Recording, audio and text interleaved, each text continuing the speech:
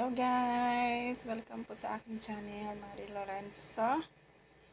By the way, kung bago ka sa aking channel, paki-like na rin, paki-subscribe na rin, and paki-hit ang bell button.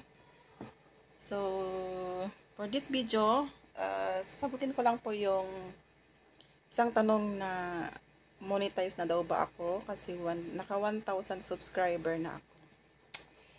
Sad to say, hindi pa po sir. Hindi pa ako monetize. Kasi hindi lang naman po subscriber ang requirements ni YouTube. So, bali, watts hour. Kailangan pa natin ng 4,000 watts hour para ma-monetize po ang ating mga channel. So, mamaya ipapasilip ko yung aking YouTube kung nakailang watts hour na ba ako. So, by the way, tapos na ang Ramadan, guys. Sino dyan ang punong-puno ang mga packet sa hadiah?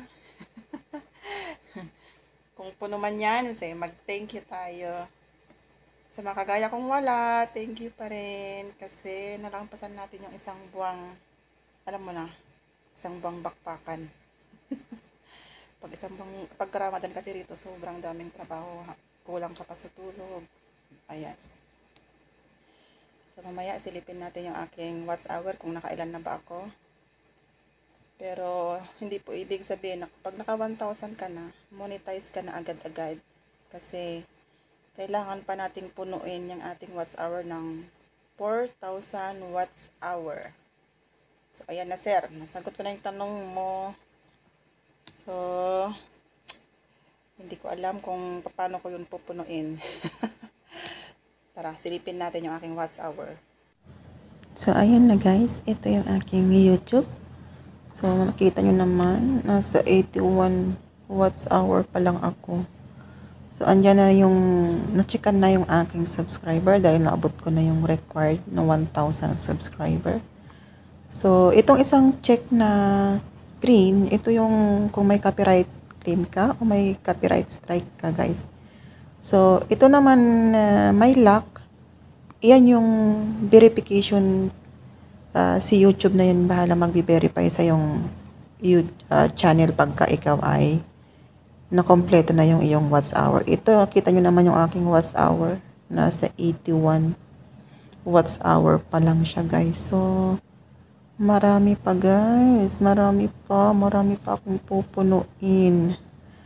So, ayan. So, hindi lang po ibig sabihin na nakapag 1,000 ka na, monetize ka na agad-agad guys. Kasi, kailangan pa nating punuin yung watts hour. Kailangan mapuno natin. Nakalagay naman dyan, 4,000 watts hour. Yan kasi yung requirements ni YouTube para ma-monetize po tayo. At hindi lang pala yun guys. Pagka napuno na natin yan, na-checkan na yung apat na yan, mag-a-apply pa tayo. At i-review pa ni YouTube ang ating channel kung talaga bang qualified siya sa YouTube program. So, ayun lang guys. So, ayun na nga guys. So, marami pang kulang ang aking watts hour. Kailangan pa natin pagsikapan yun para mapuno. Shout out nga pala kay Ate Annie Mix Vlog. Ate Annie, kumusta ka dyan? Ayan, keep on vlogging Ate Annie. Pasubscribe na rin daw po ang kanyang channel. So, guys, hanggang doon na lang siguro.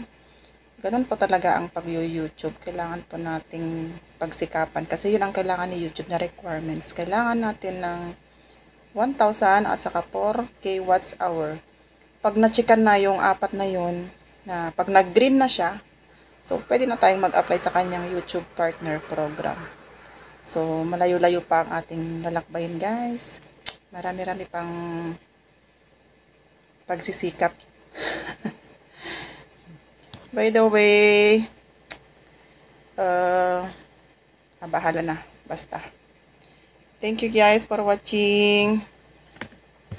Bye!